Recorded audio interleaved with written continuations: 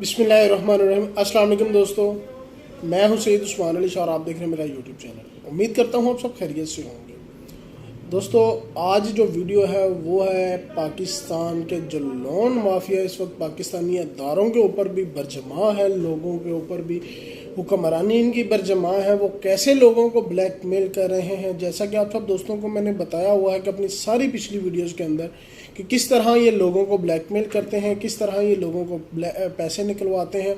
अब इनका जो एक और नया तरीका था वो भी रात को मैंने आप सब दोस्तों के साथ कल मैंने आप सब दोस्तों के साथ शेयर कर दिया है कि ये किस तरह लोगों से पैसा निकलवा रहे हैं। लेकिन फिर भी हमारे अदारे इनके आगे बेबस क्यों हैं, मुकम्मल तफसील इस वीडियो के अंदर।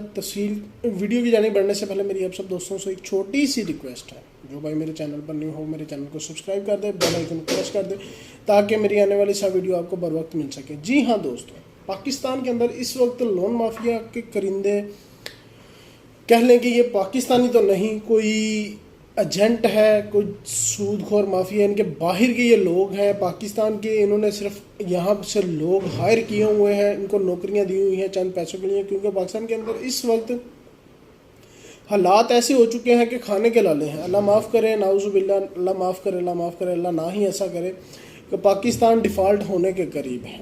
लेकिन हमारे अदारों के सर पर अभी तक जूं तक न रेंगी। पिछले दिनों कुछ कार्रवाइयाँ हुई, FIA साइबर क्राइम एक्शन में नज़र आई, लेकिन फिर भी ये लोग इतने बेलगाम क्यों हैं? क्यों अभी भी ये लोगों को धमकियां दे रहे हैं? इनके ऊपर आखिर किसका साया है? क्यों ऐसे लोगों के साथ बिहेवियर कर रहे हैं? अब इनके खिलाफ होगा क्या? तो इंशाअल्लाह हमारी पूरी कोशिश है, हमारी पूरी टीम की कि इन लोगों के खिलाफ जितने एविडेंस इकट्ठे हो सके हम करके बहुत जल्द एक अनाउंसमेंट करेंगे कि हम कोर्ट का दरवाज़ा खटखटाने लगे हैं इनके खिलाफ इंशाअल्लाह ताला। मुकम्मल तफसील आप सब देखिएगा, क्योंकि इसके साथ एक वीडियो भी मैं अटैच कर रहा हूँ। वर्ल्ड मीडिया चैनल है यूट्यूब का, उनके जो नुमाइंदगान हैं उनकी जो वीडियो है वो इसके साथ अटैच करूँगा। वो बाकायदा तौर पर उसके अंदर एक तफसीलन 16 से 17 मिनट की वो वीडियो है, एक तफसीलन वो कहने के वीडियो आप सब दोस्तों को सुनवाऊँगा। आप सब देख लीजिएगा कि किस तरह ये लोगों को ब्लैकमेल कर रहे हैं, किस तरह हमारे जो अदारे हैं बेबस नज़र आ रहे हैं इनके आगे। जिस दिन कोई एहतजाज की कॉल आती है पाकिस्तानी अवाम की तरफ से, उस दिन कोई मीटिंग्स इनकी अरेंज हो जाती है। उसके बाद ये लोग फिर बेलगाम घूमते हैं, लोगों को ब्लैकमेल करते हैं, लोगों को गालियाँ सरेआम गालियाँ देते हैं, उनकी तस्वीरों को, उनके पर्सनल डाटे को छेड़ा जाता है, उनके पर्सनल जो कॉन्टैक्ट लिस्ट है उनको छेड़ा जाता है। तो FIA आखिर क्यों इन बेलगाम लोगों को लगाम क्यों नहीं डाल रही? मुकम्मल तफसील इस वीडियो के अंदर ये सुन लीजिएगा। उसके बाद आप कमेंट्स कीजिएगा। वीडियो अच्छी लगे तो लाइक कमेंट्स और शेयर लाजमी कर दीजिएगा। साथ में बेल आइकन को प्रेस लाजमी कर देना ताकि मेरी आने वाली सब वीडियो आपको बर वक्त मिल सके। इसी के साथ में दीजिएगा इजाज़त। अल्लाह हाफिज़। मोबाइल लोन ऐप्स के मुतासरीन अस्सलाम वालेकुम। पाकिस्तान में फ़्रॉड और नौसरबाजी के नित नए तरीके दरियाफ्त करके उन्हें हमेशा गरीब आवाम पर आजमाया जाता है। जिन सितम रसीदों की चमड़ी पहले ही इस मकरूह निज़ाम ने उधेड़ कर रख दी होती है, उनकी कमर पर पड़ने वाले दुर्रे उनको मौत से हमकिनार कर देते हैं। कुछ दिन पहले मेरे एक जानने वाले जिन्होंने मेरी एक वेबसाइट तैयार की थी, वो IT से ताल्लुक़ है, उनका नाम उमैर है, वो मेरे पास आए और वो इस कदर दिल शिकस्ता थे कि उसने अपनी रुदात सुनाने से पहले वो कुछ देर मेरे सामने बैठ के रोता रहा और मेरे बार बार पूछने पर उसने सिसकते हुए मोबाइल ऐप्स लोन के फ़्रॉड और नौसरबाजी के फ़्रॉड का जिक्र करते हुए अपने साथ होने वाली हड्डबीती उसने सुनाई। तो मैं उस वक्त तो सच्ची बात तो ये थी कि बतौर सहाफ़ी जिनका ताल्लुक़ ख़बर और तबसरों की दुनिया से होता है से ज़्यादातर वाक़फ़ न था, और इस सिलसिले में मैंने अपना पहला सौंपा। तो उन्होंने मालूमात इकट्ठी की और वो होशरबा और किसी भी शरीफ इंसान की नींदें उड़ा देने के लिए काफ़ी थी। मैंने इस सिलसिले में एक और वीलॉग करके आपको हालात से इन्फॉर्म किया और जो हौसला दिया कि इन बेशर्म लुटेरों को के पास आपको ज़्यादा नुकसान पहुंचाने का कोई एहतमाल नहीं है। मैं अल्लाह का लाख लाख शुक्र अदा करता हूं کہ درجن بھر ایسی کال موصول ہوئیں جن میں انہوں نے کہا، ان میں سے بہت سے لوگوں نے کہا وہ تو خودکشی کا ارادہ کر چکے تھے، اب انہیں ان دزدان قافلہ انسانیت کے عناصر سے مقابلہ کرنے کا حوصلہ پیدا ہو چکا ہے۔ آپ کا دیا ہوا حوصلہ اور مجھ سے کچھ جڑی امیدوں نے میرے اندر توانائی ضرور پیدا کر دی۔ میں نے کارپوریٹ کے جو لاء کے سے منسلک وکلا سے سلسلے میں بات کی تو انہوں نے بھی یہ کہا کہ عدلیہ کا یہ عمومی مزاج ہوتا ہے کہ جب تک کوئی چیز یا کوئی ایشو میڈیا پر ہائپ کریٹ نہ کرے، وہ وائرل نہ ہو، تو ان کے اندر عدلیہ جھرجھری جلدی نہیں لیتی، اور اسے پاکستانی سماج کی اب بدقسمتی ہی تصور کیجئے گا کہ اس طرح کی شہرت کے حصول کا وہ طبقہ بھی متمنی ہے۔ بہرحال عوام جائے تو پھر جائے کہاں، اور حالانکہ ان کا اولین جو مقصد ہے عدلیہ کا وہ انصاف کی فراہمی ہوتی ہے۔ گفتگو کی طوالت کے پیش نظر میں اختصار سے اتنا ہی کہوں گا کہ پھر آپ لوگوں نے مجھے اپنی آڈیوز بھیجیں جس میں آپ نے ان کے ساتھ گفتگو کی تھی، جو ان کے ایجنٹ سے جو انڈیا میں بیٹھے ہوئے ہیں غالباً، اور کچھ لوگ کہیں اور بھی بیٹھے ہوئے ہیں، کیونکہ وہ یا تو وہ وی پی این استعمال کر کے آپ کو کالز کرتے ہیں، لیکن ان بے حس لوگوں کے نوکروں سے گفتگو کرتے ہوئے ترلے اور منتیں کرتے ہوئے جب میں نے آپ کو سنا تو انہوں نے تو فقط کچھ ہی رقم بطور قرضہ بامر مجبوری آپ نے وصول کی تھی، اور جو آپ ادا بھی کر چکے ہیں، اور اس کے بعد آپ نے ایکسٹینشنز کے نام پر لاکھوں روپے ادا بھی کر دیے ہیں۔ اب وہ آپ کی وہ جان چھوڑنے کو تیار اب بھی نہیں ہے، اور ظالموں کا دل آپ کی مجبوریوں اور آہ و بقا سے پسیج بھی نہیں رہا۔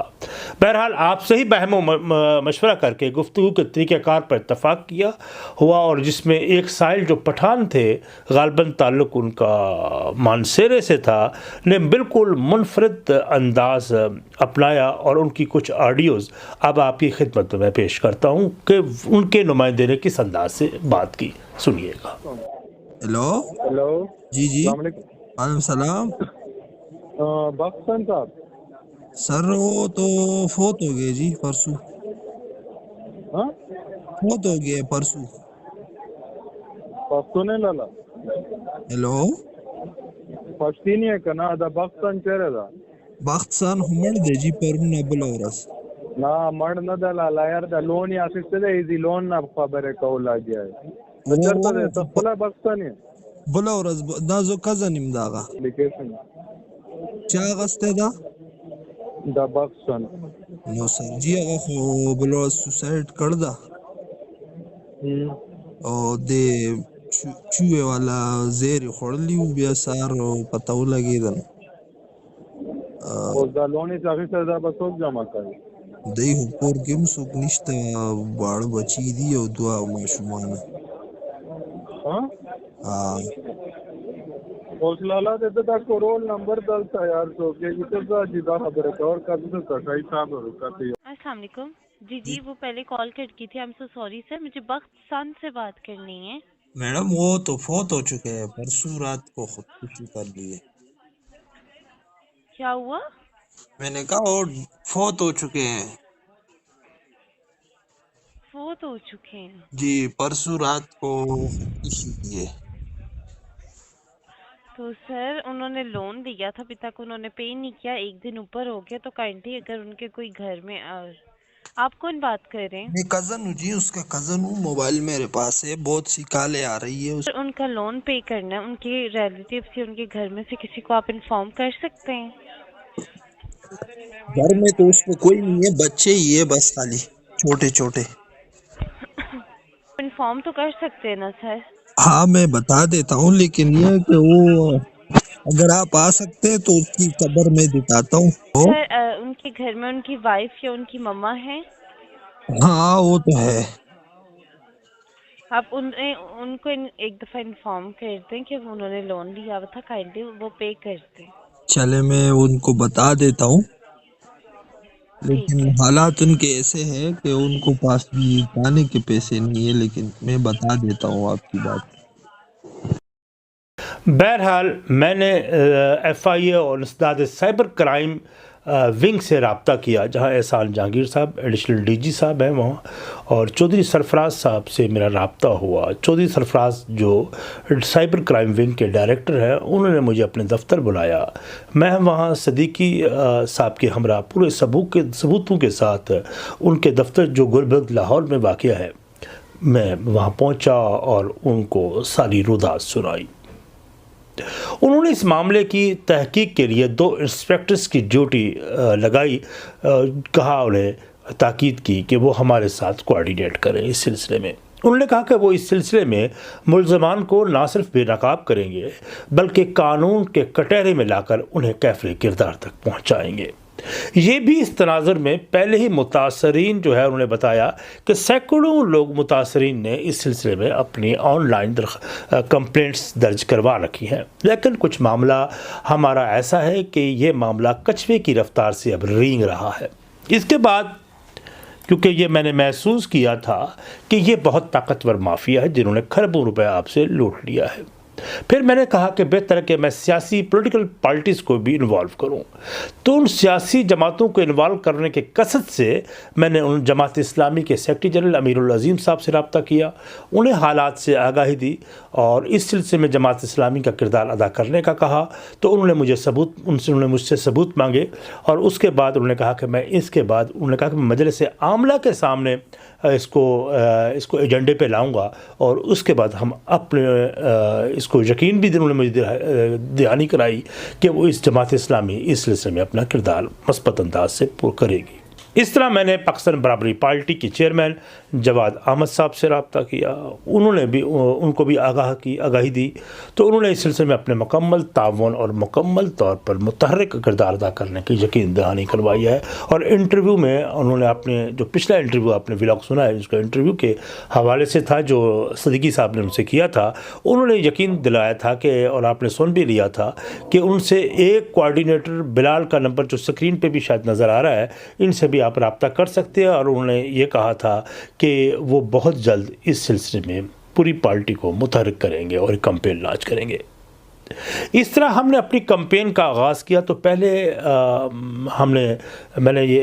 आपने भी देखा कि एक बड़ा SECP का एक बड़ा फुसफुसा सा एक हुक्मनामा सामने आया कि कुछ जो मोबाइल ऐप्स को बंद करने का उन्होंने कहा उनसे, और वो भी आपके राब्ते में आपके इल्म में बात होगी। और ये कहा हुक्मनामे में, और बड़ा अजीब सा मज़ाक़ा खेज़ था वो हुक्मनामा भी, कि 3 महीने के अंदर ये भेड़िए जो है वो आवाम की हड्डियां और बोटियां भंबोड़ते रहें और 3 महीने के अंदर 90 दिनों के बाद गैर मुतल्लका ऐप्स जो है वो अपनी बंद कर दें। ऐसी रियायत तो शायद पाकिस्तान में जैसे मुल्क में ही मुमकिन है। उसके बाद आपने भी देखा और आपने मुझे ख़ुद ही कहा, उसके बाद आपका ही मुझे पैगाम आया, ऑडियोज़ भी यहीं कि जनाब 3 ऐप्स बंद हो गई हैं। लेकिन जब मैंने 3 दिनों के बाद देखा तो वो ऐप्स पूरे वजूद के साथ दोबारा आवाम की बेबसी का, आपकी बेबसी का मुंह चढ़ाते हुए नज़र आई। इसके बाद मैंने स्पीकर कौमी असम्बली राजा परवेज़ अशरफ साहब से रब्ता किया और उनको भी दरख्वास्त की कि वो पाकिस्तान के बड़े सबसे मोतबर और बड़े फोरम पर मुतासरीन की दाद रसी का सबब बन जाएं और लोगों की दुआएं लें। तो उन्होंने भी हामी भरी, लेकिन अभी तक अमल में बात नज़र नहीं आ रही। PTI की क़यादत को भी मैंने एतमाद में लेने की कोशिश की, लेकिन ये रियासत के तमाम स्टेक होल्डर्स जमातें जो है उनको आवाम से गर्ज़ नहीं है, बल्कि एक दूसरे को बिछाड़ने, इक़्तिदार की रसाकशी से गर्ज़ है तो एक दूसरे की ऑडियो लीक्स करने से, वीडियोज़ लीक करने से। और मैं उस पर तो अब तबसरा मैंने क्या करना या ना ही मेरा यह मौजू है आज का। इसके अलावा इस बात को आप समझें कि अवाम इब्ने अवाम फ़कत इन ज़ालिम हुक्मरानों का चारा है जो इस तरह की वारदातियों के ज़रिए वो करवाते हैं। इस तरह सरमाया माइक्रो फिनांस जैसे है कि हबीबुर रहमान उनके CEO और दूसरे भेड़िए अवाम को वरगला कर अपने दाम में फंसा रहे हैं और उसके बाद ऐसा घन चक्कर में फंसा देते हैं कि लोग खुदकुशियाँ करने पर मजबूर हैं। ये सबसे पहले तो आपकी इज़्ज़त नफ्स पर हमला करते हैं।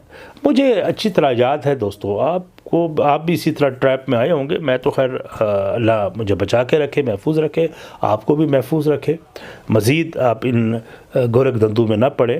تو مجھے یاد ہے کہ سوشل میڈیا پر میں نے ایک فیس بک پہ ایک اشتہار دیکھا کہ ایک نوجوان ریسٹورنٹ میں بیٹھا ہوا ہے اور وہ دوستوں کے ساتھ کھانا کھا رہا ہے.